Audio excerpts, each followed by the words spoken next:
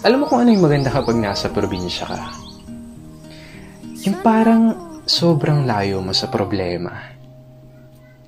Yung manghuni ng ibon, sariwang hangin, na kahit sobrang bigat ng pakiramdam mo, kapag naranasan mo tong mga to, biglang mawawala na lang.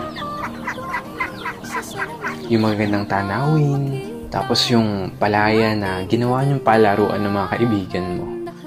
Sarap talagang mumuhay sa probinsya, no? Yung para talagang napakalayo mo sa problema. Yung parang napakalayo mo sa malupit na sistema ng mundo. Na kapag nasa probinsya ka, mararamdaman mo talaga yung halaga ng sarili mo kesa sa iba.